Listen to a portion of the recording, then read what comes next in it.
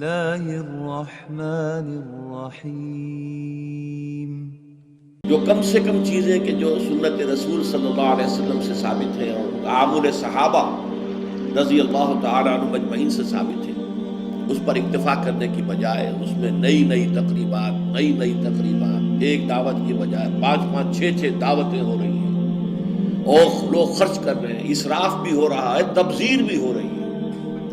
پھر میں عرض کروں گا دوبارہ، جو کروڑ پتی ہیں ان کے لیے تو یہ اپنی دولت کے اظہار کا موقع ہوتا ہے کہ ہم بڑے دولت مند ہیں، غریبوں کے لیے یہ اسر اور اغلال بن جاتی ہے۔ انہیں بھی خیال ہوتا ہے میری بھی بچی ہے، میں اس کے ہاتھ پیلے کر رہا ہوں، وہ کیا سوچے گی، فلاں کی شادی ہوئی تھی، کس طرح وہ کوٹھی بقعہ نور بنی ہوئی تھی، میرے والد کو اتنی بھی توفیق نہ ہوئی کہ کچھ بجلی کے جو ہے میرے گھر کے اوپر بھی جو ہے وہ چراغ روشن ہو جاتے، وہاں اتنی بڑی دعوت ہوئی تھی لیکن ان کو اتنی بھی توفیق نہ ہوئی کہ انہوں نے کچھ لوگوں کو کھانا کھلا دیا ہوتا۔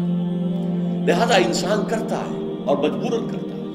یہ اسر اور اغلال جو ہے ان سے نجات دلانا بھی در حقیقت جو نبوی مشن ہے، ان الفاظ کے روح سے حضور کے مقصد بعثت میں شامل ہے۔ اصلاح کے عمل کے لیے جو کارنر سٹون چاہیے، بنیاد کا پتھر، وہ مضبوط ہونا چاہیے، اور وہ یہ ہے کہ جو تقریب ثابت ہے سنت رسول سے یا عمل صحابہ سے، اس کو تو مضبوطی سے پکڑ لیا جائے۔ جیسے حدیث میں الفاظ آئے ہیں عضو علیہ بالنواجذ، اپنے دانتوں سے پکڑ لو، کچلیوں سے پکڑ لو۔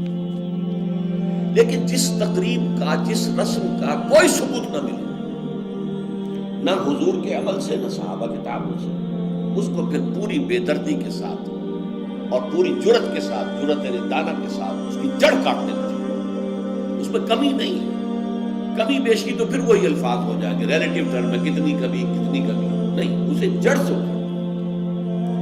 اس چیز کو، اس اصول کو سامنے رکھ کر، اور یہ اصول اس حدیث سے ماخوذ ہے جس میں حضور نے فرمایا تھا کہ میری امت کے 73 فرقے ہو جائیں گے، 72 جہنمی ہوں گے، ان میں سے ایک ہوگا کہ جو جنت میں جائے گا۔ پوچھا گیا کہ وہ کون سا ہوگا؟ فرمایا ما انا علیہ واصحابی، وہ فرقہ یا وہ جماعت یا وہ لوگ جو میرے اور میرے صحابہ کے طرز عمل کی پیروی کریں۔ ان کا نام چاہے ایک نہ ہو، ان کا طرز عمل یہ ہو کہ وہ میرے اور میرے صحابہ کی پیروی کریں، اسی پر ماخوذ ہے، اسی پر مبنی ہے۔ تو اس کے ضمن میں ہم نے جو اصلاحات تجویز کی ہیں، اس میں سب سے پہلی اصلاح یہ ہے کہ نکاح مسجد میں ہونا چاہیے۔ یہ بات جو ہے شروع میں تو لوگوں کو عجیب سی لگی، لیکن جو دلائل میں نے دیے وہ اتنے کنونسنگ تھے کہ الحمدللہ اس کو تو لوگوں نے بہت جلد قبول کر لیا۔ ہمارے لیے سب سے بڑی دلیل کیا ہے کہ حضور کا قولی حکم ہے اعلنوا ھذا النکاح واجعلوہ فی المساجد، نکاح کا اعلان عام کیا کرو اور مسجدوں میں منعقد کیا کرو۔ یہ جامع ترمذی شریف کی روایت ہے، اگرچہ ٹھیک ہے علماء کا کہنا یہ ہے کہ یہاں جو وجعلوہ جو فعل امر ہے یہ وجوب کے لیے نہیں ہے، استحباب کے لیے ہے، لازم نہیں ہے۔ امر دونوں طرح کا ہوتا ہے، مستحب ہے، بہتر ہے۔ تو سوال یہ کہ بہتر کو کیوں چھوڑیں؟ جس کو محمد رسول اللہ نے بہتر قرار دیا اسے کیوں چھوڑیں؟ کس دلیل سے چھوڑیں؟ ہمیں لازماً اختیار کرنا چاہیے۔ پھر میں نے عرض کیا حضور کی بیٹیوں کے نکاح مسجد میں ہوئے تو ہمارے ہاں کون ہے وہ چودھری اور وہ سرمایہ دار تو جو سمجھے کہ میری بیٹی کی تو توہین ہو جائے گی اس کا نکاح مسجد میں ہو؟ یہ صرف باتیں سمجھانے کے لیے ہوتی ہے۔ حضور کی محبت ہر مسلمان کے دل میں ہے، لیکن کسی نے ادھر توجہ دلائی ہی نہیں تو لوگ کیا کریں؟ اس میں علماء کی فیلیور ہے سب سے بڑی، اور اس کی وجہ کیا ہے؟ وجہ یہ ہے کہ ہمارے مولوی عام طور پر کمی کاری ہوتے ہیں، ملازم ہوتے ہیں۔ دیہات میں تو ان کی حیثیت کمی کاروں سے زیادہ ہوتی ہے، وہ چودھریوں سے کیسے کہیں؟ عام شہروں میں بھی مساجد کی جو مینیجنگ کمیٹیز ہوتی ہیں وہ تو سرمایہ داروں پر، لوگوں پر، اونچے لوگوں پر مشتمل ہوتی ہیں، ان سے کیسے کہیں؟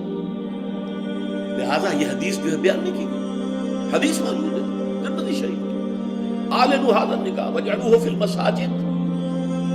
میں نے اس حدیث کا حوالہ دیا تو لوگوں کی آنکھیں کھل گئی، کہا دیکھو اگر فاطمہ الزہرا رضی اللہ تعالی عنہا کا نکاح مسجد میں ہو سکتا ہے تو کس کی بیٹی زیادہ عزت والی ہے حضرت فاطمہ الزہرا رضی اللہ تعالی عنہا۔ تیسری بات میں نے اور دی دلیل، اور اس میں غیرت کو ابھارا کہ دیکھو عیسائیوں نے اب تک اپنے چرچ اور اپنے پادری کی یہ عزت برقرار رکھی ہے، ان کی شادی چرچ میں ہوگی کہیں نہیں، پرنسس ہو پرنس ہو وہیں جائے گا۔ ہمارا مولوی بیچارہ بغل میں دبا کر وہ رجسٹر اور بیٹھا سوکھ رہا ہوتا ہے، بارات تو ابھی آئی نہیں ہے، 2 گھنٹے گزر گئے، بیٹھا ہوا، یہ اس کی حیثیت ہے، ملازم نہیں۔ یہ وجہ ہے اب جب اس سے بھی غیرت جاگی لوگوں کی، ہاں واقعی بات صحیح ہے، عیسائیوں کے ہاں اگر ابھی تک چرچ کا یہ مقام ہے اور پادری کی عزت ہے۔ چوتھی دلیل میں نے اور دی، دیکھو نکاح سے کیا ہوتا ہے، ہمارے اس معاشرے میں ایک نئے خاندان کی بنیاد پڑتی ہے، اس کے لیے دعا کرنا، خیر برکت بھلائی سعادت، یہ اس نکاح کا جز ہوتا ہے۔ لکھتے بھی ہے کہ دعا میں شریک ہو۔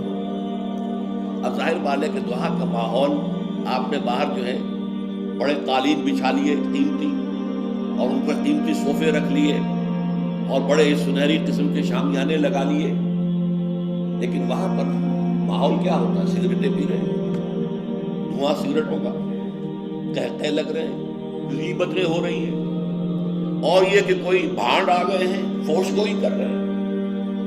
اس حال میں کوئی شخص جو ہے کونے میں بیٹھے ہوا مولوی صاحب جو من من من من من کر کے وہ کچھ پڑھتے ہیں اور کہتے ہیں دعا کر لو۔ اب دعا کیا، خاک کر لو؟ دعا کے لیے ماحول ہوتا ہے، دل کی آمادگی ہوتی ہے، ذہنی اور نفسیاتی تیاری ہوتی ہے، تب دعا ہوتی ہے۔ يا نفس إن لم تظفري لا تجزعي